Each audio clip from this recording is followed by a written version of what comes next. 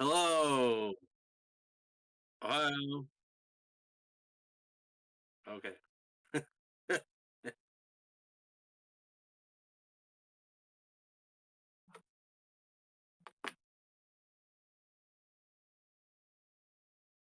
Williams? No way.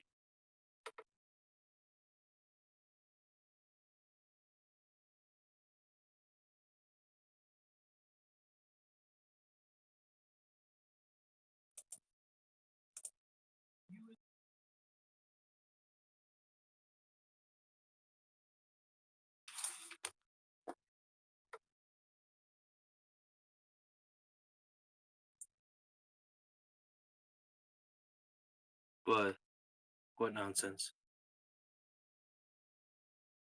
Oh, what's up?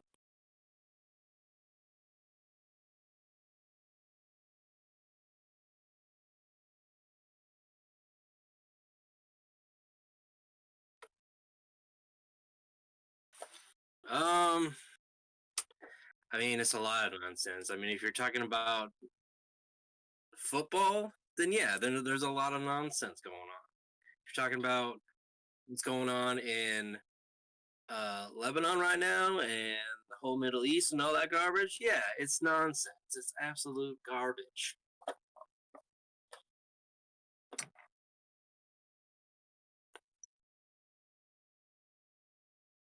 I'm not. I was just stating that. I was just saying it was garbage. Hello and welcome to Derp Derp and Friends Reviews. Oi, oi, how's it going, everybody? Generic intro here. My name is Ski Nerd, and that is, Derp Derp. and we just finished watching the new movie that came out. We just called, tried summoning a chaotic spirit again. Fantastic Beasts. And in this particular Fantastic Beast, his name is Beetlejuice. We reviewed Beetlejuice, the first one, last week, and now this week they came out with the new movie just for us. So cool. Let's get into it. So, starting with the introduction of the movie, the opening credits. There's a lot of big names here. There was Because it's fun, Mike. That's why we keep trying. Michael Keaton and that chick from Adam's Family, Wednesday, and Jenna Ortega. and William Dafoe and Frank Reynolds. He makes a stop, except he's kind of blue. Danny DeVito. Yeah. Those are the names. Oh, and the mom from Home Alone movies. Yeah, her name. Catherine O'Hara. Yeah, that's what I said, right? As everybody watching knows, Ski Nerd's not very good at remembering names. I am too. I'm super good at it. I'm super good, especially when they're on the computer in front of me, and I can read them. Then I'm great at it. I remember Frank Reynolds.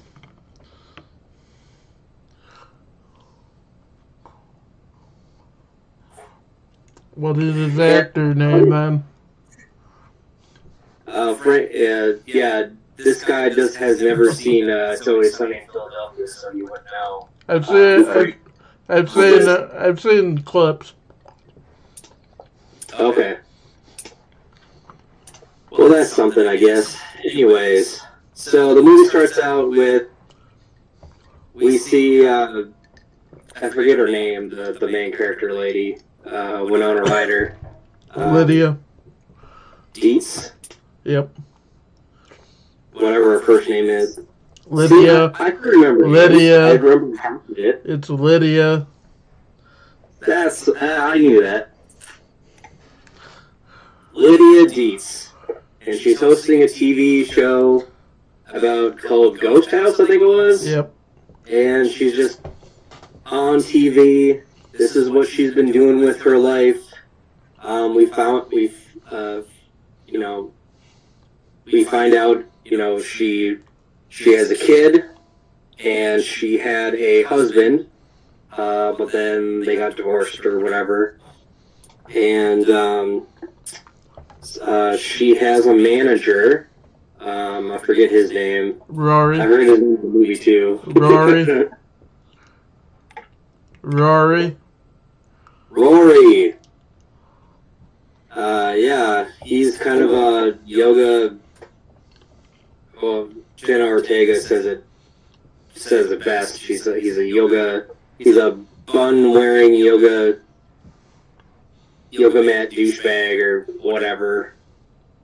And he is her Lydia Deetz's manager, and they're making a show together. And she in the crowd, we see she's Beetlejuice, and for a second she freaks out. So she goes to the bathroom, sees a dead person, and talks to the manager and is like, "Hey, we need to get through all this stuff. I don't want you to be using pills." And then we immediately find out that her dad is dead. Her mom is freaking out. So she goes to her mom's art show, and she's like, "Oh my God, your dad died, and you got bitten by a shark. So he's dead." Well, and you can tell they really didn't. They either didn't want to bring him back really bad because he cost too much money, or B, he died in real life. I have no idea if he's dead or not. But the actor who played the dad in the first one, he's just any aspect of him being there is him not being there. You only really see him when in the retelling of the when he dies, the animatronics. It's like, oh yeah, the plane crashed. He is not dead, but he had some legal issues. That's why he was and sex offender legal issues. That's why he was available to be in the show. Absolutely. Okay, that's that's the thing. Cool. All right, that makes sense. I had the YouTube page up. So I have the casting list, so all I had to do is click on his name.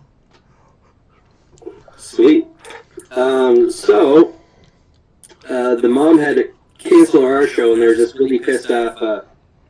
Excuse me. Oh, keep burping. Really pissed off French guy, and he gets mad and he leaves, and he immediately falls into an open manhole and dies. So we get to see the underworld or the afterlife world, and then we see Danny DeVito, and he's a janitor, and he's drinking some Drano, and he's buffering the floor, and it hits some water, electricity happens, and all of a sudden these body parts that are boxed up for some reason fall, and then all of a sudden these body parts start pulling themselves together, and it's a woman, and he stapled herself together, and she's out, and she's after Beetlejuice for whatever reason. We don't know yet. So then it cuts she to... She looks like a female Frankenstein in the whole movie. Yeah, I suppose we should have described her. Yeah, she's dead. She's cut up. She's basically wearing like a bride's. What was her outfit? What do they call a bridesmaid's dress? Not a bridesmaid. Bridal gown. Yeah. A wedding dress, and she's after Beetlejuice for whatever reason. You can see she was in like 20 different parts. her head detached, her torso was cut Her like legs, sideways. her wedding ring finger, bunch of stuff. Then we get to see, Beetlejuice working in his office, I guess. And he has a bunch of people with him.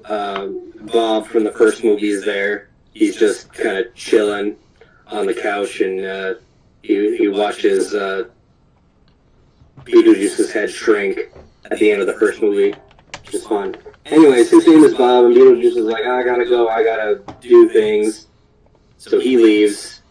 Anyways, we'll get back to Beetlejuice later. So it kind of cuts back to them going back to the original town. They were somewhere else in the United States. I don't know where, I think it was New York or something.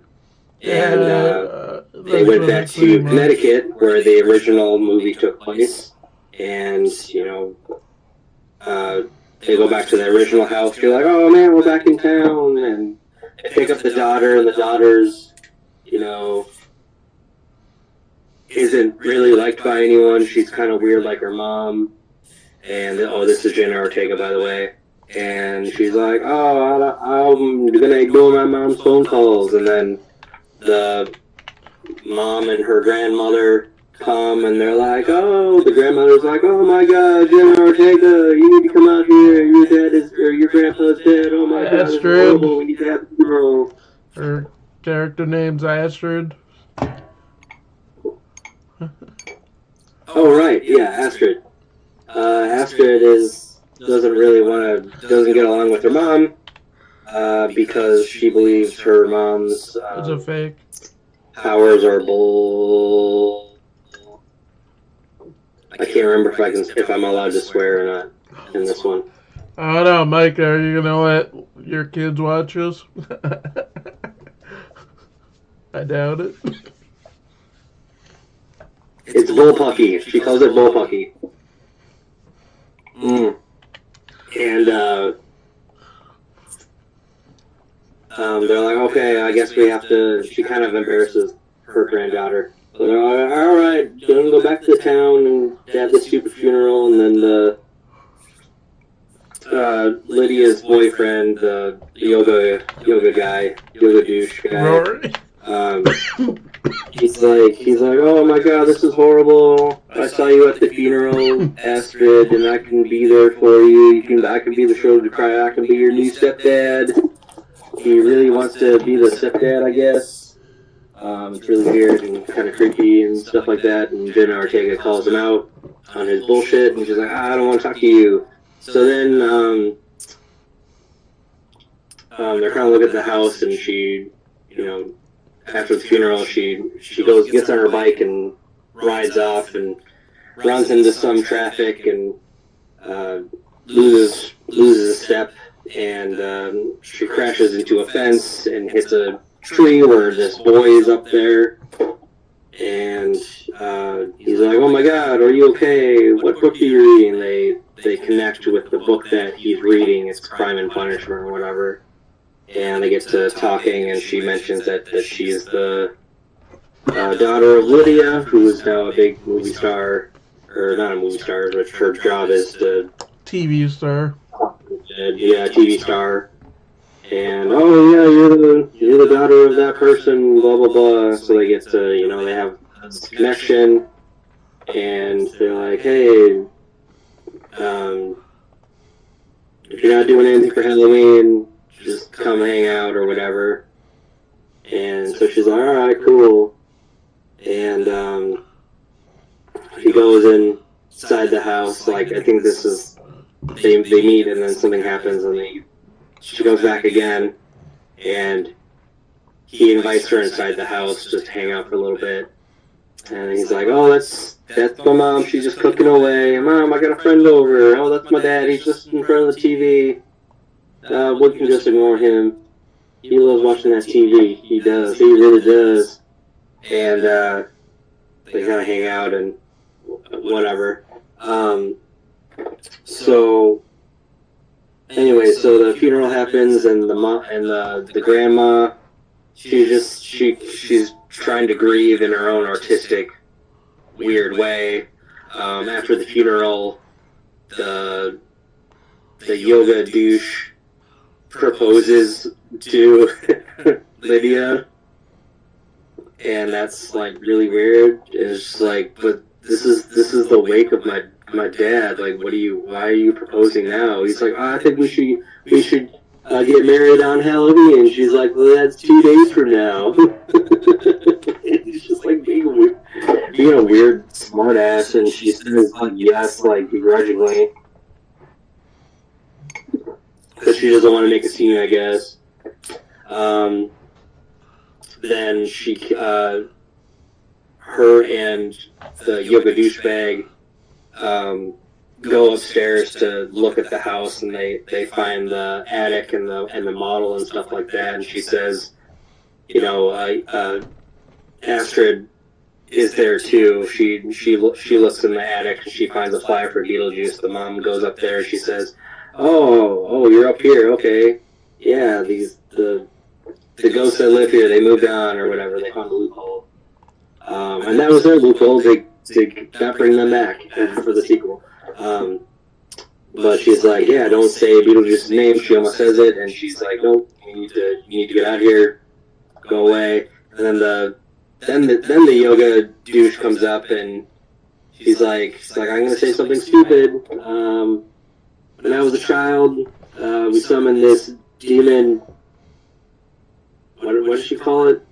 Demon trickster. Yep. And it caused havoc, and I almost had to marry him, but then we won, and I've been seeing him recently."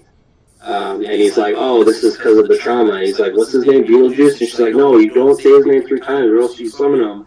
And he's like, "I'm going to help you with this trauma." And so he says it 3 times, and they get warped to in front of, where Beetlejuice is. Actually, he says it like 5 or 6 times. He says it twice, and then he says it 4 more times. I think you have to say it like 3 times in a row for it to work. Anyways. No, because like in the first one, if multiple different people said it, it worked. Oh, okay. Because when they defeated him in the first one, each character said it once. Oh, okay. Because he kept stopping them. Oh, because if saying his name again would unsummon him, right? Yep. Is that what it was? Yep. Oh, got it. Makes sense. So I think if there has to be a time frame, probably like a minute or 2 that they have to, or like 5 minutes or so that you have to say it in, but it can be said by multiple different people. Oh, I see. So anyway, so they get summoned to see Beetlejuice, and he's like, "Oh, hey." She knows where they are. They're in the model. So we learn where Beetlejuice has been hiding, and he's been hiding in this model in this house for a long time. And he has a picture of Lydia, like her younger self, and he was so close to getting married, so he could be free of being summoned as that. But he thinks it's a dream, and he gets freaked out, and she says, "Home, home, home," and then I guess that works, because they didn't say it in the first movie at all, to get back, but I guess that works, so that's cool. And they're back, and she starts freaking out. She's like, "We need to leave." And then Astrid is like, no, I met this boy. I need to go on this date. We gotta wait. And so it keeps him there. And then we kind of learn about what happened with the dad. So the dad Lydia and the dad got divorced, and then he went to South America to save the rainforest, I guess. And he died down there, but the ghost never appeared to her, and that's why Astrid doesn't believe that her mom can see ghosts, because why? How convenient? How come Dad? You haven't seen Dad, but you can see all these other things. So I think it's BS. But there was that. What was the other thing? The grandpa dying, and oh right, Beetlejuice learns that his former lover came back, and he gets called by William Dafoe, who is a former actor. And his character is Wolf Jackson. Wolf Jackson, who he's just like, I'm in charge of this police department, and I'm going to do my job. I'm going to do it awesomely, kind of thing. And his assistant's like, no, you're not a cop, you're an actor. He's like, thanks, doll. Anyway, just to kind of go through, like, you know, some of the characters we see that we know how they died. Like, he was an actor who was he was like Jackie Chan in the sense of not wanting stunt doubles. And he went and had a scene with a grenade, and he didn't know it was a live grenade, and blew up the side of his head. Yep. That's great. And, yeah, so he asked Beetlejuice questions like, why would this lady write your name? And he's like, I have no idea what you're talking about. And we get a kind of a backstory of Beetlejuice, and find out that he was a grave robber during the Black Plague. Black Plague. Which in the first one he mentioned the Black Plague. Yeah, he mentioned he scared people during the Black Death. He's like, oh yeah, that was really fun.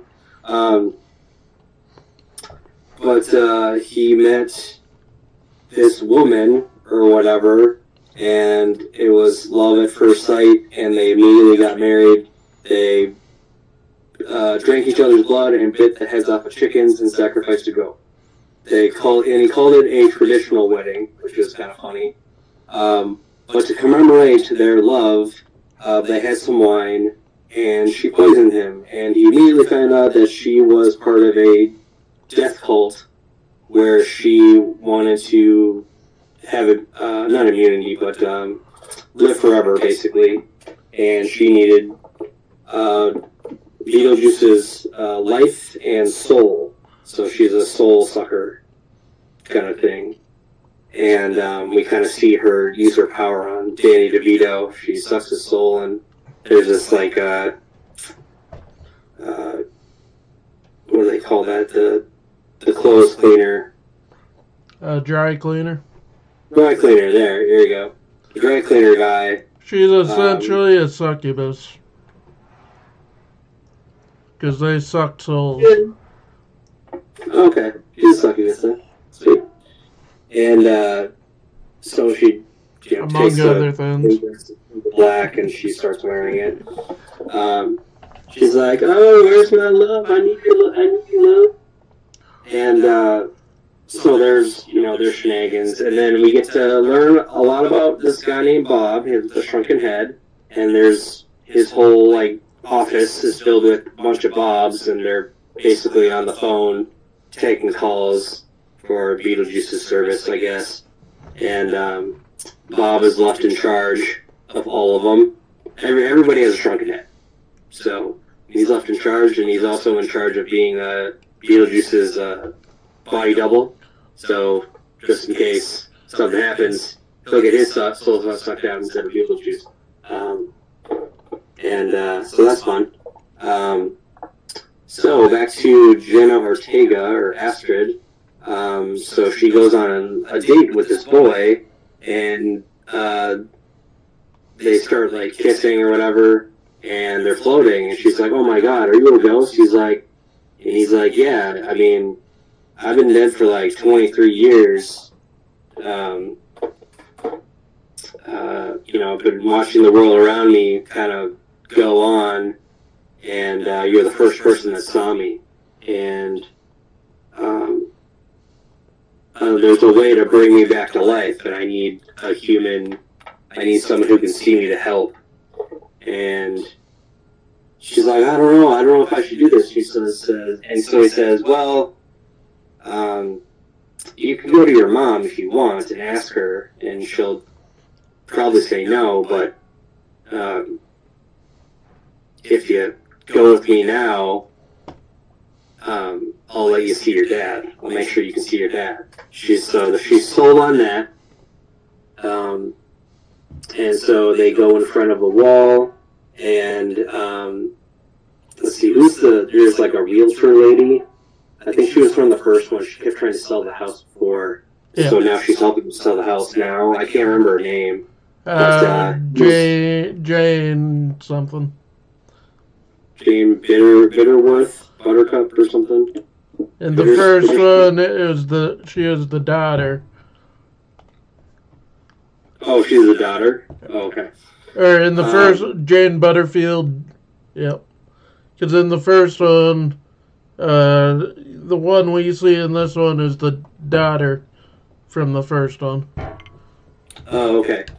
So she's talking to 30 years later. So Jane Butterfield is Butterfield. What? Because I was gonna correct you, and then I realized you're right. Anyway, so Jane Butterfield is talking to Lydia, and she says, "Oh yeah, she's on a date with this boy. She's at, says his name or whatever, and Jane is like, oh, you couldn't mean that thing. Oh, that would be weird. Mentions the house. She's like, oh, that house? No, it couldn't be that house. Couldn't be that boy. The Tom. I don't know what his name is. Doesn't really matter. The Tom Fetterman boy. And she mentions like, oh yeah, about 23 years ago there was this kid who murdered both his parents, and when the cops came, he fell out of the treehouse and instantly died. And she's like, wait a minute. Jeremy Fraser. What is it? Jeremy Fraser. Jeremy Fraser. I was close. Tom, Jeremy, whatever. Same thing. Anyway, so Tom, no, just kidding.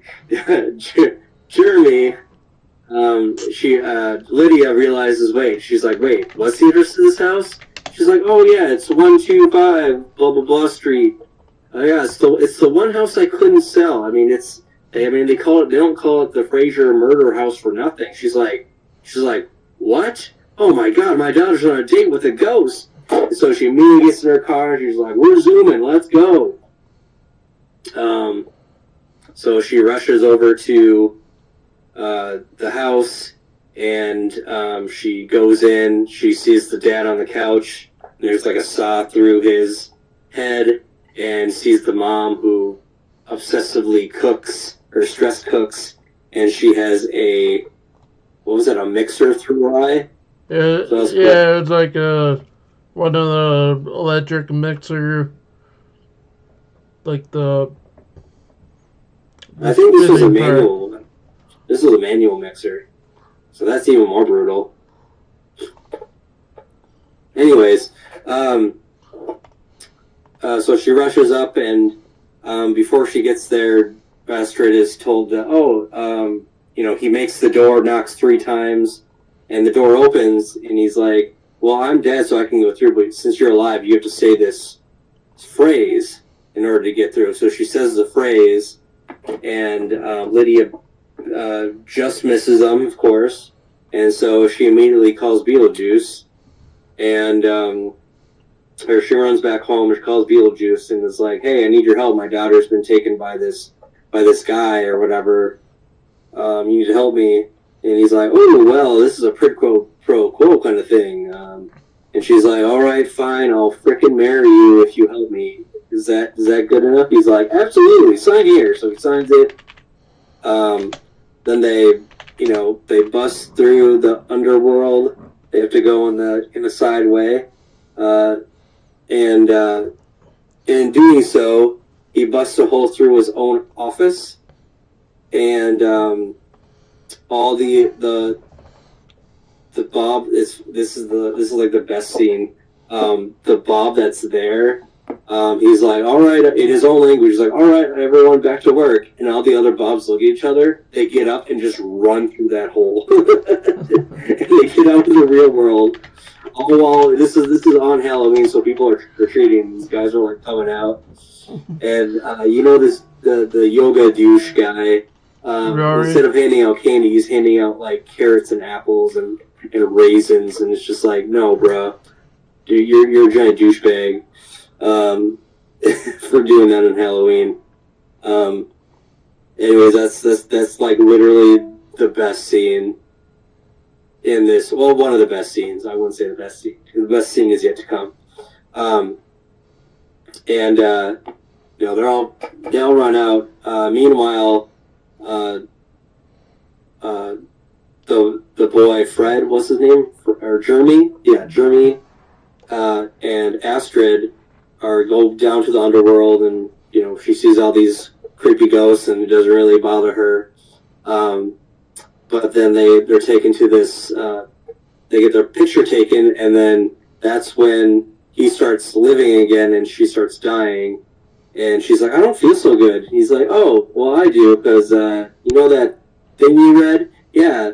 Now I get to live, and you're dead. So thanks for that. And he just like leaves her. She's like, what? I didn't agree to it. You didn't, but well, whatever. And she's like, no, I can't go. And then we see Astrid's dad working in the office of immigration or whatever. And she's like, wait a minute, Astrid, oh my god. So we see him finally. So he kind of kept his promises. Like, yeah, if you come down here with me and do this, I'll let you see your dad. Yeah, well, that happens. So they're taken to the Soul Train, where it's literally 70s soul music, which would kind of get old after a couple times, I don't know why everybody's so soulful to get on that Soul Train. But Jenna Ortega, Astrid gets pushed by these two guards. Lydia, along with Beetlejuice, are down there as well, and they're looking for her. And they're like, oh crap, we gotta go to the Soul Train. And Beetlejuice's ex-wife is also there, kind of searching around and asking people. And so Lydia saves Astrid and is like, oh my god, I need to save you. Come with me, blah, blah, blah. So she's saved. And then, meanwhile, William Dafoe is,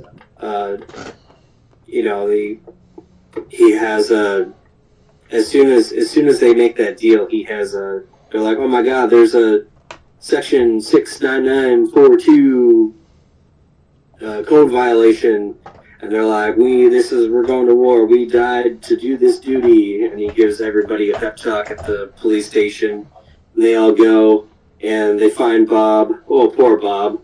And he's getting interrogated, and eventually the ex-wife comes and sees him being interrogated, and she's like, where's Beetlejuice? And sucks his soul out. Oh, poor Bob. Oh, poor Bob. Poor Bob. So Jen Ortega, or Astrid, gets out, and this is Lydia's chance to be like, oh, I gotta marry that yoga guy before Beetlejuice comes on. I might as well. They're like, all right, let's do this quickly. And immediately they get into the church, and they have the priest there too. And Beetlejuice comes and starts the, we'll call it the wedding scene. It's something you can't really describe, you just have to watch. But the best part is he gets in there and he does all his tricks, and he turns to everyone in the crowd who are all influencers that the yoga douche invited to, and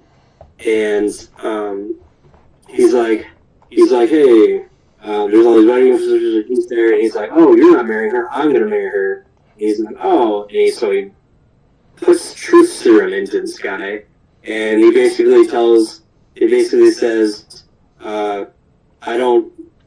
I just want to marry you for your money. I didn't have a fiance that died when I met you, because they met at some recently deceased retreat or something like that. I never had a fiance. I just went there to pick up girls because they were easy, and I just want you for your money. And so she punches him, and so that's fun. And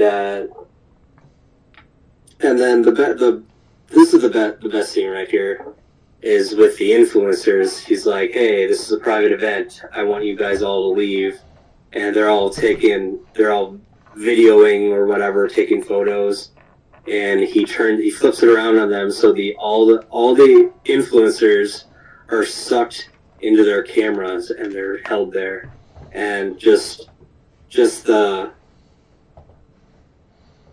special effects of that was really like an old school, like what they did in the first one. It's definitely a little more modern, but you can tell that there was some Tim Burton's artistic talent was in it. Especially, with influence hating. I absolutely love that. What do you think about that? I agree. That was easy. Does Mike agree? I don't know if Mike is still here. Oh, okay, then never mind. Well, it doesn't matter. Nobody's watching us anyways. So they have this whole like wedding scene.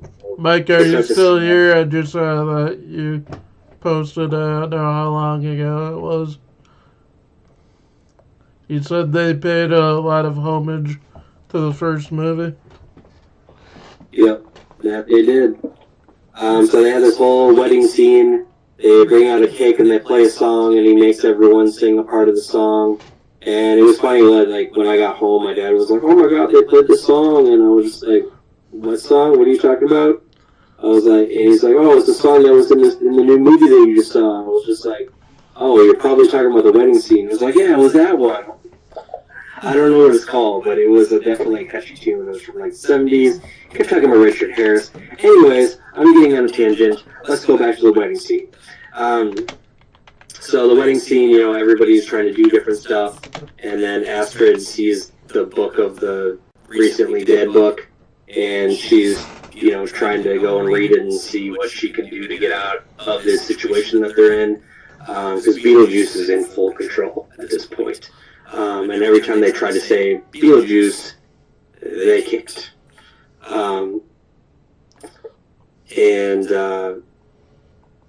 So they have this whole thing, and then eventually, which is a great scene, it's definitely worth watching for that.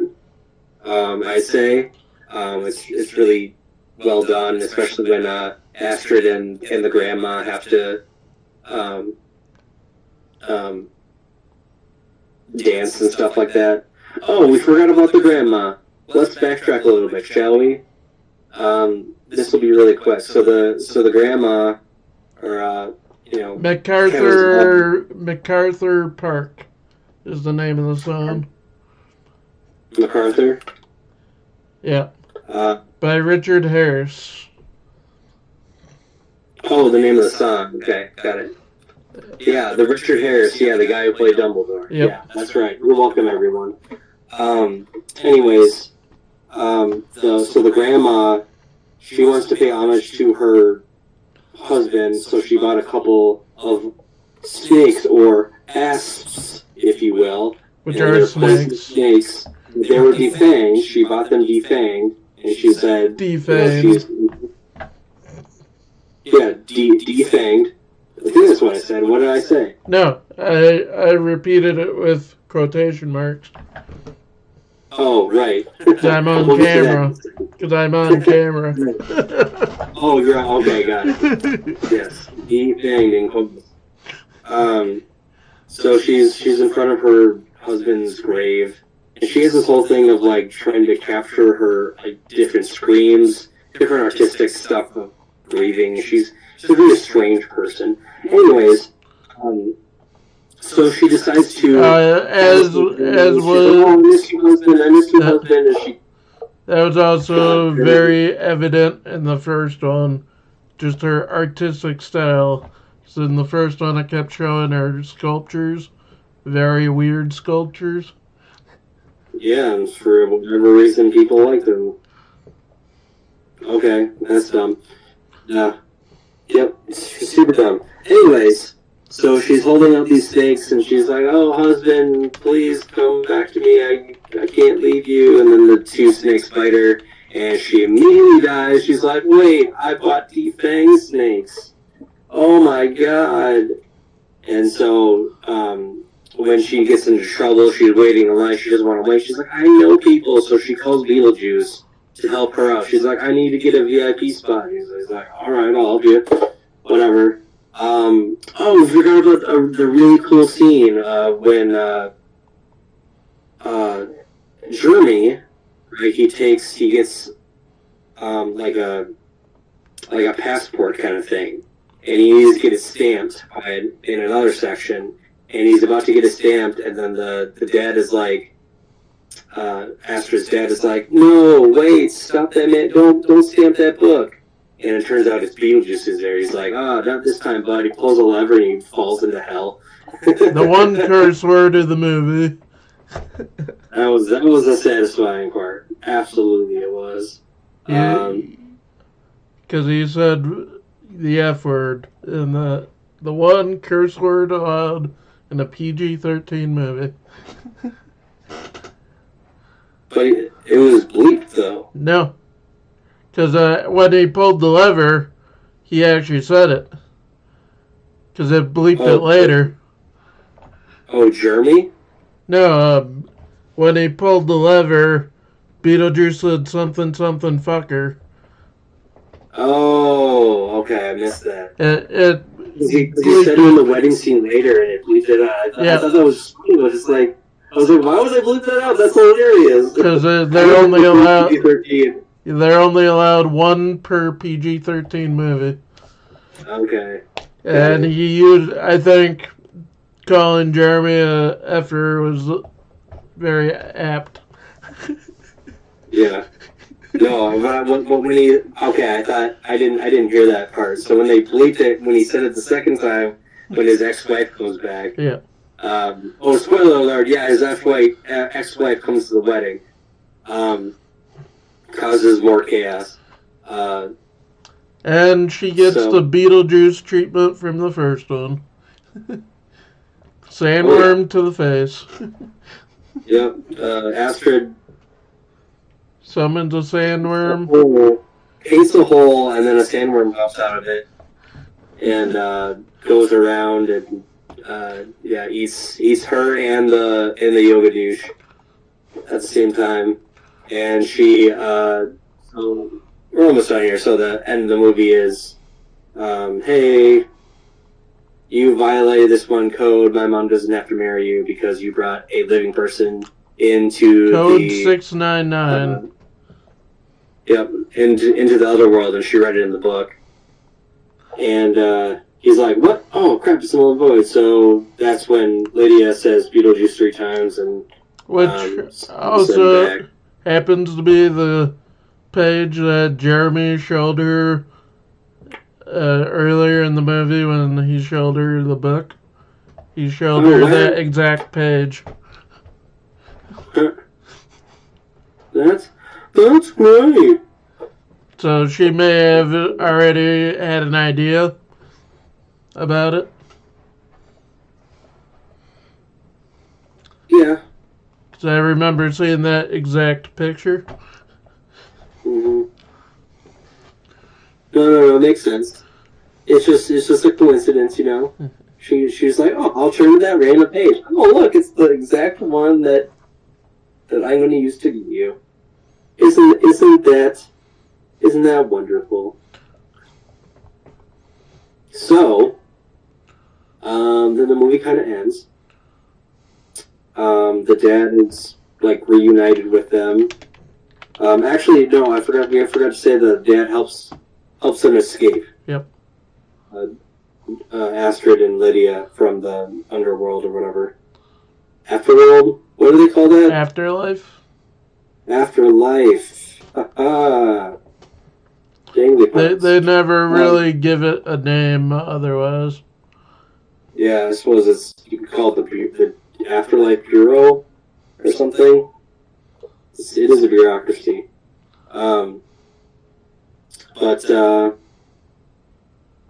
Yeah, it kind of just ends there, and you see Lydia, she's like, I didn't have a good relationship with my mom, but I'm going to live my life to the fullest with my daughter. And they're off, exploring different places. And we also see... Astrid gets married, has a kid. It's fantastic. We see the mom, not Lydia, the other one. Can't think of her character name. McCarthy? Get brought back to the afterlife. And reunite with the dad, with the... Bitten off.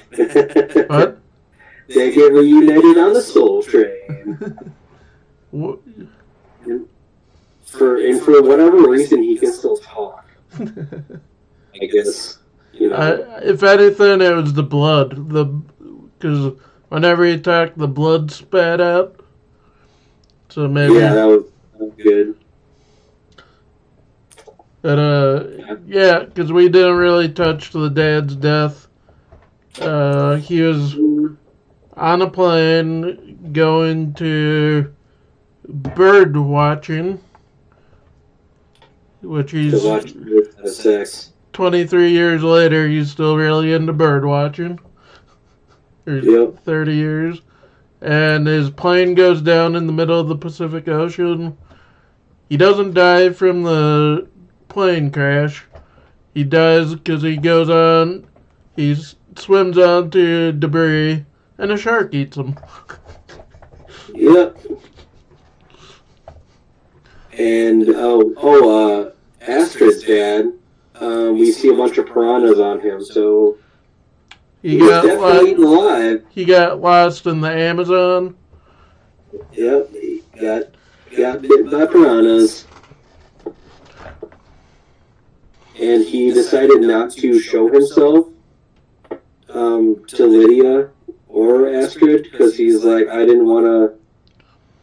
wanted you guys to come together without me being in the way because I know you can see me. I don't know, kind of a dick move still, like, at least come back a little bit.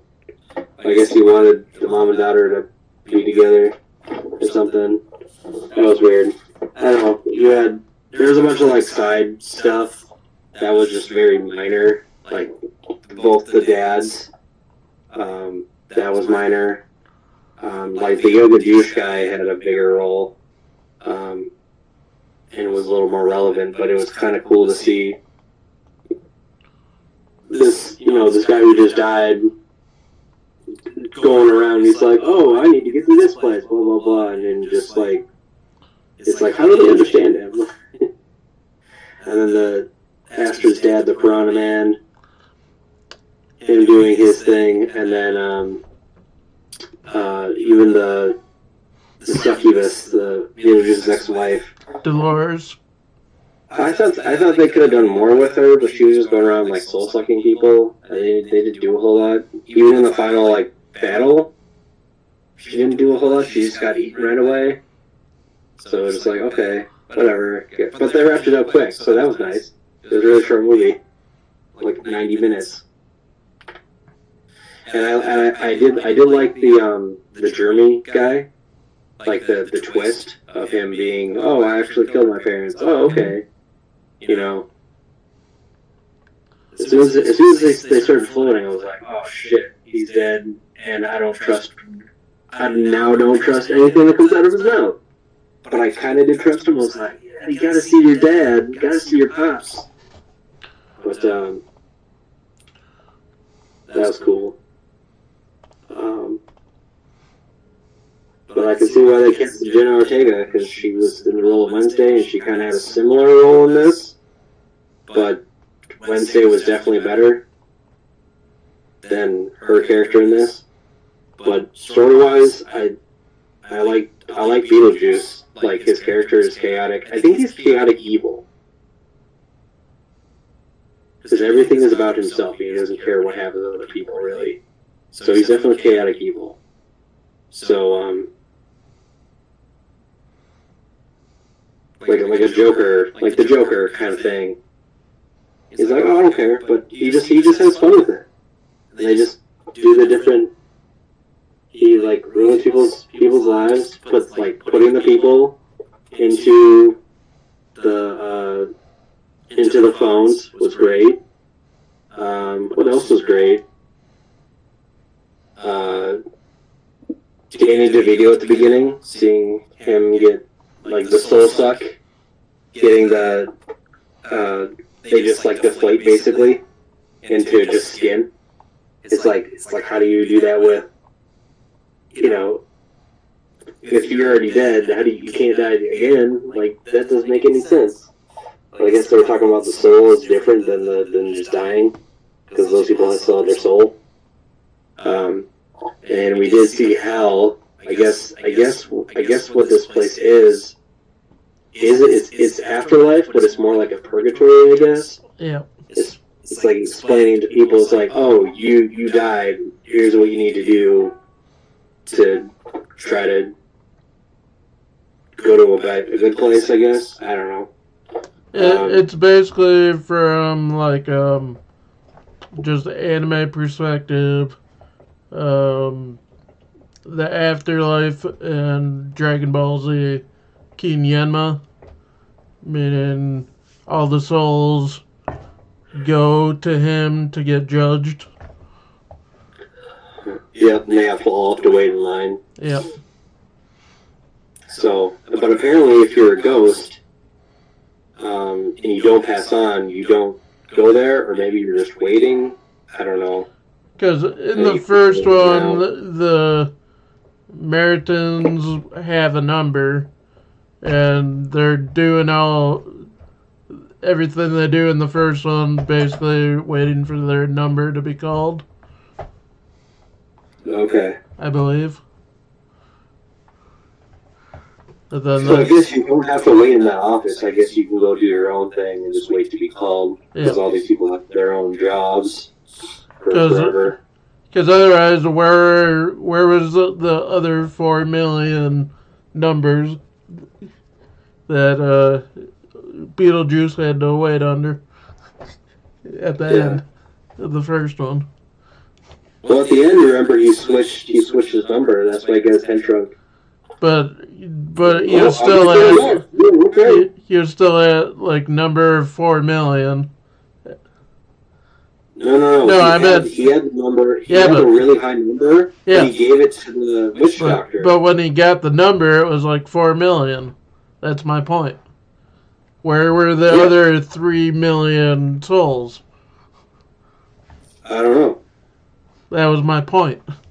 Not passing on, I guess. No, that's a good point.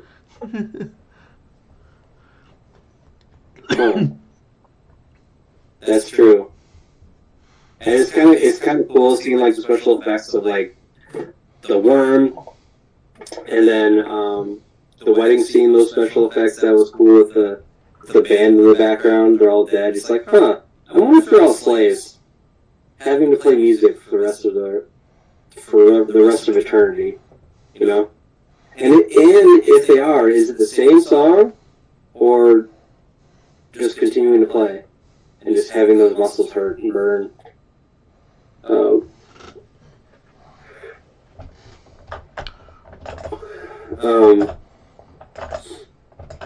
What else was there? How the different deaths were. How, you know, they go into the office and you can see how people died. Like the cat lady had her leg like chewed off before she died.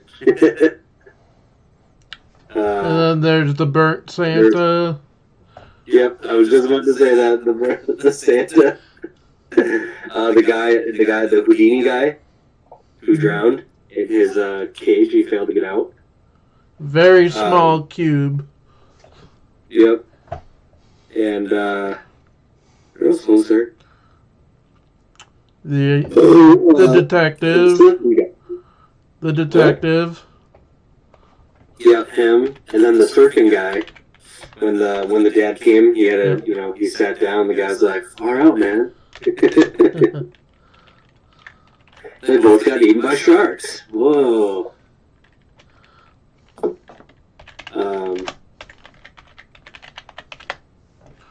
Yeah, I think that's pretty much it. I liked it better than the first one. Out of 5, I'd probably give it.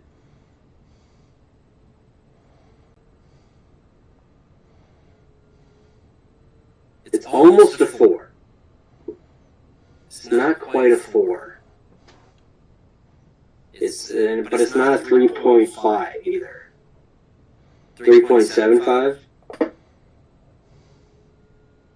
I don't know, 3.8. Let's give it a 3.8. How about that? 3.8 out of 5.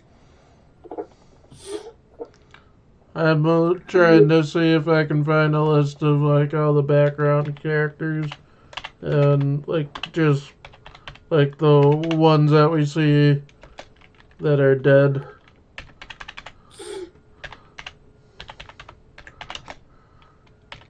Dead air, dead air, dead air.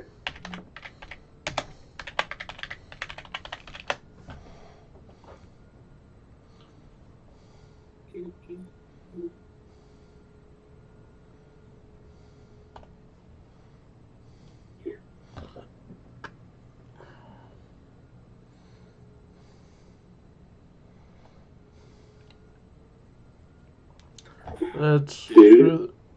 I think we're pretty much done. We're just looking at the different cool dead things. So this is just like bonus content, you know what I'm saying? You know what I'm saying?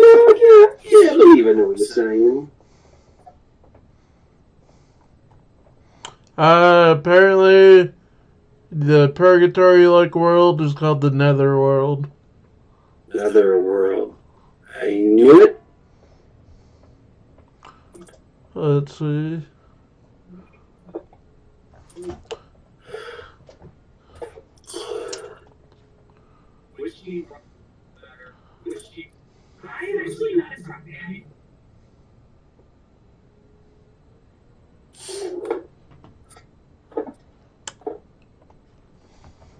I have a list, but I have to click on them all. Let's see. Great Huge Father. Or was there a beta? This is from the animated series. Oh, I forgot they had the animated series. That's right. Beetlejuice. I remember that watching it on Nickelodeon.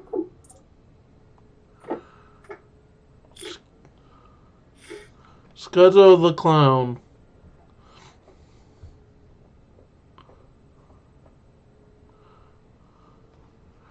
That's also...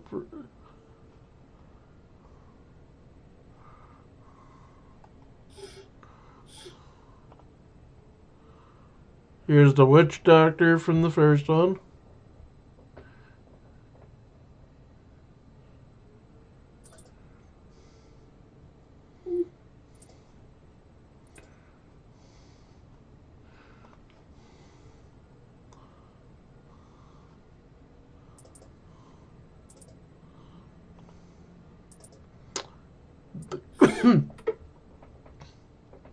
Lots of dead air, lots of dead air.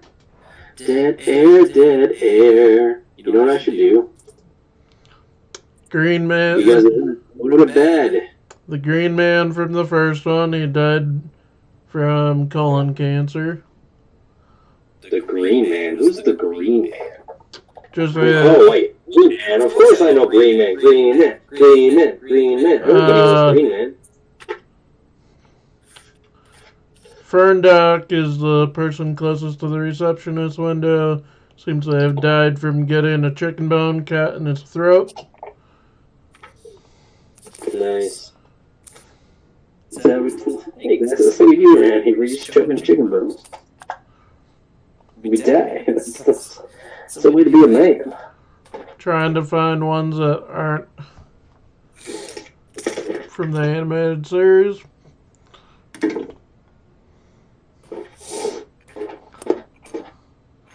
That brought me to hotels for some reason. Sea Diver. In the first one, he's between the chicken leg guy and the camper, and died by shark attack.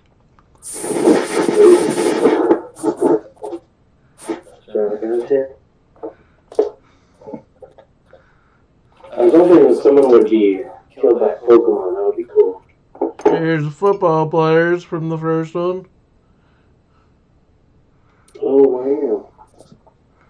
I remember. You guys remember? The bus crashed. I remember. Yeah, just the amount of chaos. Let's see what they do. That's just fun.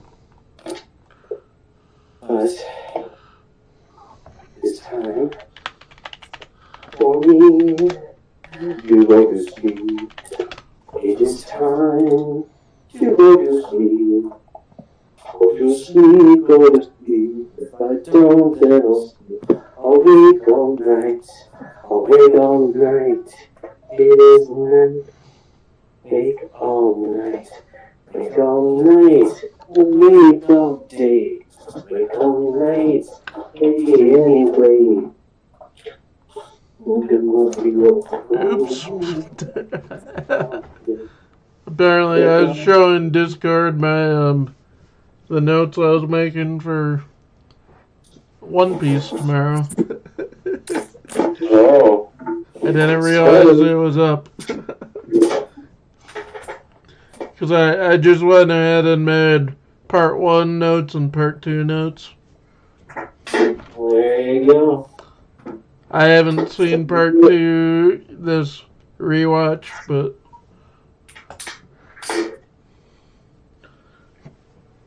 that was our review. Thank you for watching. I'm Dope. I'm Skeeter. I'm currently flossing. Join us tomorrow for the first half of our Alabasta arc review. Tomorrow about 7:30, 8 o'clock. I got 6 more episodes to watch. We're doing it, since it's 38 episode season, we're doing it in 2 parts of 19 a week.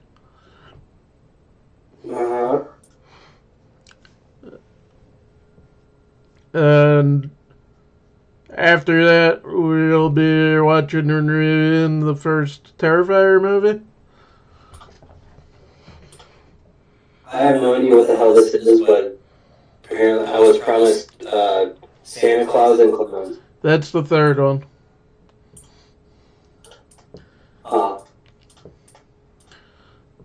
Whatever. That's your choice. Because we'll watch the first one tomorrow. We might watch the second one Sunday, and then we'll watch the third one in theaters probably sometime next weekend.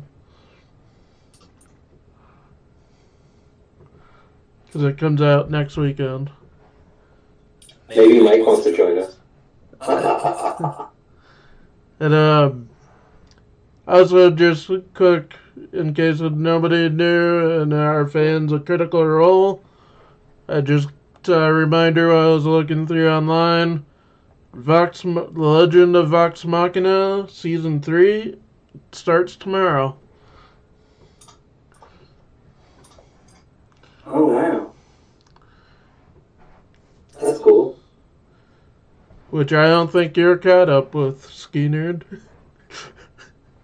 No, are they still doing the first campaign? Yeah, because it's Legend of Vox Machina is the first campaign. Oh, Because second campaign's the Mighty Nine. Third campaign is Bell's Hills. Hells. But they have said that they are coming out with a Mighty Nine animated series at some point. That's a lot of work they're doing. Hey, as long as they make it good, that's all that matters. Along with also still doing the Thursday night campaigns. Right, Thursday Night Football. I forgot. That's tomorrow. Oh, speaking of Thursday Night Football, so when there is the game for the team that I cheer for, I'm gonna watch the game. So. Okay. So if we have a review at that time, I'll be like, no, I need to watch this. We can just do it later then. Yeah. Or afterwards. Uh-huh. You hear me brush my teeth? Are we still, like, recording? Yeah.